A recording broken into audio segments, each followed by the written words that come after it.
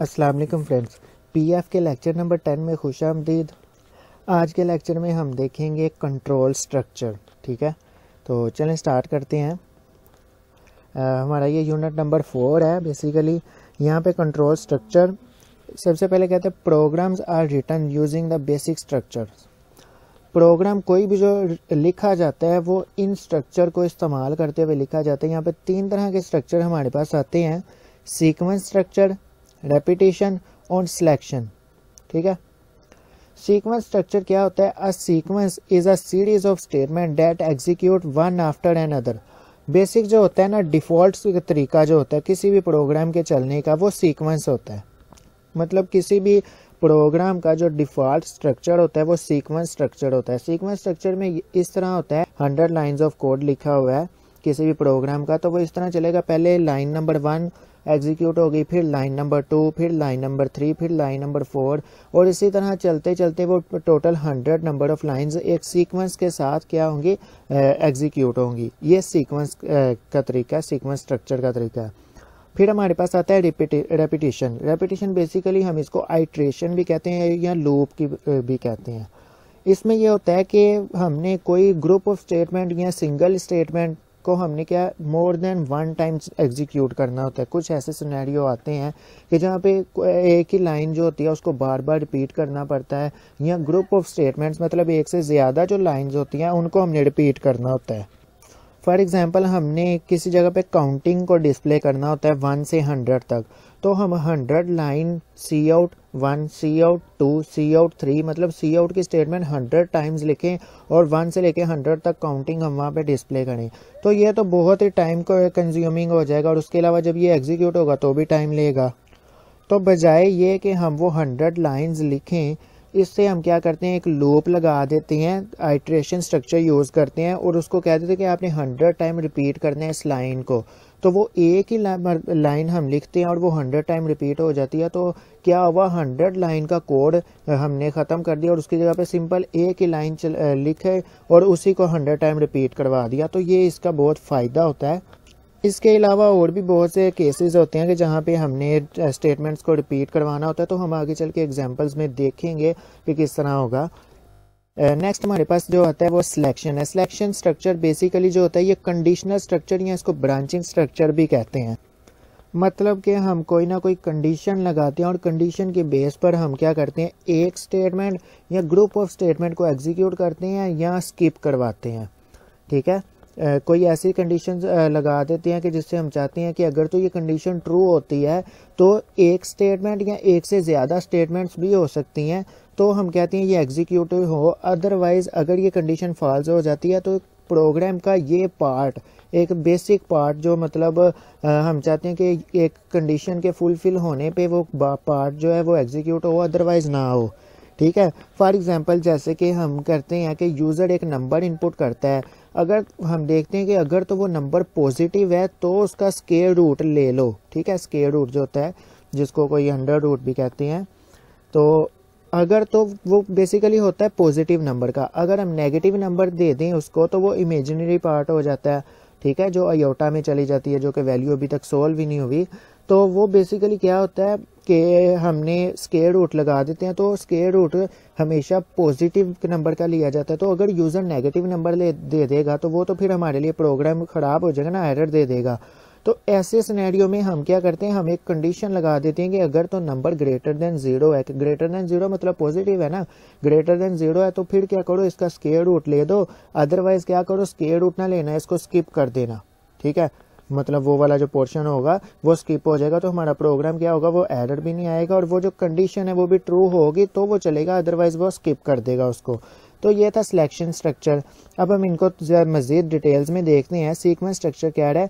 The sequence structure directs the computer to process the program instruction one after an other in the order listed in the program. कि जिस तरह एक programme को लिखा जाता है, एक लिस्ट में जैसे लिखा जाता है, उसी तरह हम जो प्रोग्राम होता है, कंप्यूटर का प्रोसेसर होता है, उसको कमांड दी जाती है कि आपने क्या करना है, आपने इसको इसी सीक्वेंस में इसको डिकोड करना है या इसको एग्जीक्यूट करवाना है। बेसिकली डिफ़ॉल्ट स्ट्रक्चर यही होता है कि जिस तरह हमने प्रोग्राम लिखा होता है उसी तरह उसने क्या करना होता है, हमारा जो सीपीयू होता है उसको उसी तरतीब में उसी सीक्वेंस में क्या करता है, एग्जीक्यूट करता है। जैसे कि यहाँ पे डायग्राम में देखें, एक्शन 1 मतलब लाइन नंबर 1, फिर लाइन नंबर 2 और लाइन नंबर 3, मतलब ये एक्शन की जगह आप लाइन नंबर भी समझ सकते हैं ना, कि लाइन नंबर 1 वो चलेगी, फिर सेकंड लाइन चलेगी, फिर वो चलेगी, फिर थर्ड, फिर फोर्थ, और ऐसे आगे चलता जाएगा।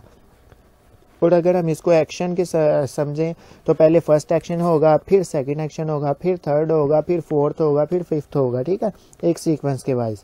ये था सीक्वेंस स्ट्रक्चर। नेक्स्ट हम देखते हैं सिलेक्शन स्ट्रक्चर, या जिसको हम ब्रांचेस भी कहते हैं या हम कंडीशनल स्ट्रक्चर भी कहते हैं, ठीक है। यहाँ पे कह रहा है makes a decision and then takes an appropriate action based on that decision, मतलब कि हम कोई ना कोई डिसीजन लेते हैं और उस डिसीजन के बेस पर हमने जो काम करना होता है वो करते हैं। मतलब यहाँ पे हम इसको डायग्राम से थोड़ा सा एलेबोरेट करने की कोशिश करते हैं कि यहाँ पे कंट्रोल आया तो फर्स्ट टाइम ये क्या कंडीशन, कि कोई ना कोई कंडीशन इस पे लगी हुई है। ये जो डायग्राम इस तरह से हम शो करते हैं, या इस तरह से शेप जो शो करते हैं, डायमंड शेप जो होती है वो कंडीशन के लिए, कंडीशन को रिप्रेजेंट करने के लिए होती है। जैसे कि आप ये होप्सो के 10th में 9th में या इंटर में करके आए होंगे कि फ्लो चार्ट क्या होता है। तो ये फ्लो चार्ट की डायग्राम शेप्स होती हैं कि हम उनकी अलग अलग शेप्स को रिप्रेजेंट करके या यूज़ करते हुए हम एक डायग्राम को या एक प्रोग्राम को डायग्राम से रिप्रेजेंट कर सकते हैं, या इसको पिक्चर वाइज रिप्रेजेंट कर सकते हैं कि जिसको कोई भी कोडर या प्रोग्रामर देख के समझ जाता है कि यहाँ पर काम क्या हो रहा होगा। तो ये देखें, यहाँ से कंट्रोल आएगा, ठीक है, कंट्रोल आएगा और आके कोई ना कोई यहाँ पे कंडीशन लिखी होगी या कंडीशन की डायग्राम बनी हुई ना, मतलब सॉरी शेप बनी हुई है जो डायमंड है। मतलब मैं यहाँ पे 1 मिनट पेन ले आता हूँ, तो फिर रेड ले लेते हैं। तो ये जो बेसिकली यहाँ पे कंडीशन है, तो यहाँ पे कोई भी कंडीशन होगी, अगर तो ये कंडीशन ट्रू होगी तो क्या होगा, ट्रू वाली साइड पे आ जाएगा, ठीक है, कंट्रोल ट्रू वाली साइड पे आएगा। और ट्रू के अंदर जो भी मतलब जो भी यहाँ पे कंडीशन ट्रू होने के ऊपर हमने कोई ना कोई यहाँ पे स्टेटमेंट्स लिखी होंगी वो एग्जीक्यूट होंगी। लेकिन अगर तो यही कंडीशन यहाँ पे फॉल्स हो जाती है, ट्रू नहीं होती, फॉल्स हो जाती, तो फॉल्स वाली साइड पे आएगा कंट्रोल, और फॉल्स वाली साइड पे जो भी हमने ग्रुप ऑफ स्टेटमेंट या स्टेटमेंट्स या एक स्टेटमेंट लिखी होगी वो एग्जीक्यूट हो जाएगी, ठीक है। ये इफ एल्स की स्टेटमेंट लिखी हुई कि अगर तो कंडीशन ट्रू होती है तो ये स्टेटमेंट चल जाए, अगर फॉल्स होती है तो ये चल जाए, और फिर बाद में प्रोग्राम कंप्लीट हो जाए। फॉर एग्जांपल जैसे कि हम यहाँ पे यहाँ आगे चल के हम इनको जब हम प्रोग्राम बनाएंगे वहाँ पे समझ लेंगे। यहाँ थोड़ा सा यहाँ पे कर देता हूँ कि इफ़ कंडीशन, यहाँ पर हम ये जो बॉक्स है इसके अंदर ग्रुप ऑफ स्टेटमेंट्स हैं, या एक है या एक से ज़्यादा स्टेटमेंट्स हो सकती हैं, और यहाँ पर हमने बाकी जो हमारा प्रोग्राम का हिस्सा है ये नीचे है, ठीक है। और यहाँ पे हमने एक इफ़ कंडीशन लगाई हुई है, तो कंट्रोल आएगा, ऊपर से कंट्रोल आएगा यहाँ और आके ये कंडीशन को रीड करेगा, ठीक है। अगर तो ये कंडीशन ट्रू होती है तो फिर कंट्रोल इसके अंदर, इस ट्रू की बॉडी के अंदर आएगा और इसके अंदर एक स्टेटमेंट या ग्रुप ऑफ स्टेटमेंट्स लिखी होंगी उनको एग्जीक्यूट करेगा। लेकिन अगर ये इफ कंडीशन जो है यही फॉल्स हो जाती है तो ये नीचे वाली जो उसकी ट्रू कंडीशन होने पर ये जो सारी बॉडी थी इसके अंदर जितनी भी स्टेटमेंट्स है उन सबको ये इग्नोर करेगा या स्किप करेगा, और प्रोग्राम जो बाकी लिखा होगा ना, मतलब इफ कंडीशन की स्टेटमेंट्स के बाद या इफ की कंडीशन की जो बॉडी है उसके बाद जितना नंबर ऑफ कोड होगा या जितना प्रोग्राम होगा, कंट्रोल वहाँ चला जाएगा और उसको सारे को एग्जीक्यूट करेगा। तो ये था हमारा सिलेक्शन स्ट्रक्चर या कंडीशनल स्ट्रक्चर जिसे हम कहते हैं। नेक्स्ट हमारे पास है रिपीटेशन स्ट्रक्चर या लूप। यहाँ पे क्या होता है, ये कहता है computer directs computer to repeat one और more instruction until some condition is met, यानी कि अगर तब तक ग्रुप ऑफ स्टेटमेंट या एक स्टेटमेंट को बार बार रिपीट करता जाता है कंट्रोल, जब तक कोई ना कोई कंडीशन जो हमने गिवन कंडीशन होती है वो फॉल्स नहीं हो सकती, और इसको हम लूप भी कहते हैं, ठीक है। अब यहाँ पर देखिए काम किस तरह से, वर्किंग कैसे होती है। कंट्रोल आएगा, ठीक है, कंट्रोल आके यहाँ पर कोई ना कोई कंडीशन देखेगा, अगर तो ये कंडीशन फॉल्स हो जाती है, फर्स्ट टाइम भी हो जाती है या जब भी फॉल्स होगी, तो जब ये कंडीशन फॉल्स हो जाएगी तो कंट्रोल क्या करेगा, प्रोग्राम को बंद कर देगा। ठीक है, फिलहाल यहाँ पे यही समझे कि प्रोग्राम की एग्जीक्यूशन रोक देगा। लेकिन अगर प्रोग्राम की एग्जीक्यूशन अभी तो हम ये देख रहे हैं रोक लेगा, लेकिन कुछ सिनेरियो ऐसे होते हैं कि हमने लूप की बॉडी के नीचे भी कोई ना कोई कंडीशंस लगाई होती हैं, जैसे कि हमने ऊपर देखा था। कि इसी को हम थोड़ा सा देख लेते हैं कि जिस तरह हमने ये कहा था ना, सॉरी, ये यहाँ पर ये जो इफ़ है ना, इसकी जगह पे कह लो कि ये लूप की कंडीशन लगी हुई है और ये जो स्टेटमेंट है ये रिपीट होंगी।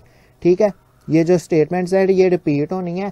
अगर तो लूप की कंडीशन ट्रू होती है तो ये स्टेटमेंट्स को क्या करेगा, बार बार रिपीट करता जाएगा। कंट्रोल कब तक करेगा, जब तक ये कंडीशन लूप की कंडीशन ट्रू रहती है।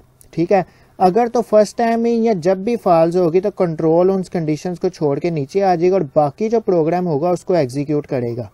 ठीक है, यहाँ पर हमने ये देख लिया कि किस तरह से मतलब रिपीट करेगा और कैसे उसको स्किप करेगा।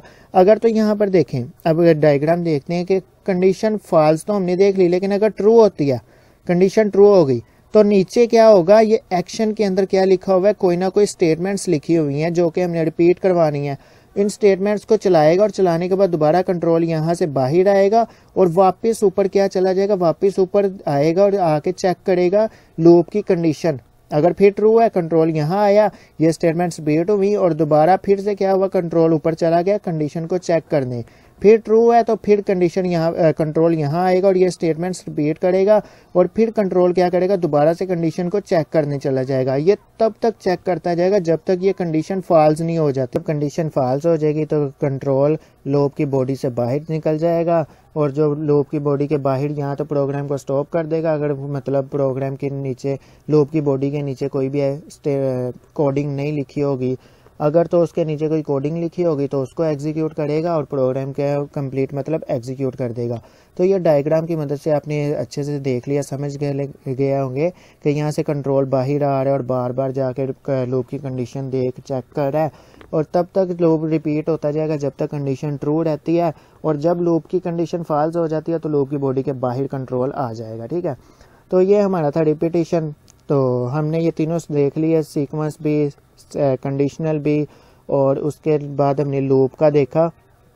तो ये है, इसके अलावा ये इसको मज़ीद एलैबोरेट करें। अगर नॉर्मल फ्लो जो होता है हमारा, नॉर्मल फ्लो जो होता है वो प्रोग्राम का, वो ये स्टेटमेंट 1 पहले एग्जीक्यूट होगी, फिर कंट्रोल नीचे आएगा और आके स्टेटमेंट 2 को एग्जीक्यूट करेगा, फिर कंट्रोल नेक्स्ट लाइन पे जाएगा और स्टेटमेंट 3 को एग्जीक्यूट करेगा और इसी तरह स्टेटमेंट 4 को एग्जीक्यूट करेगा और इसी तरह सो ऑन चलता जाएगा। कब तक, जब तक कंप्लीट प्रोग्राम की एग्जीक्यूशन कंप्लीट नहीं हो जाती। तो ये हमने डिफरेंट 3 तरह के हमने कंट्रोल स्ट्रक्चर देखे। तो नेक्स्ट लेक्चर में हम देखेंगे कि कंट्रोल स्ट्रक्चर जो है उसकी फर्दर आगे क्या टाइप्स हैं, मतलब हम कौन कौन से फंक्शन है, जैसे कि इफ़ है, इफ़ एल्स है, नेस्टेड इफ़ है, if else sequence of if है और इफ़ एल्स इफ़ है।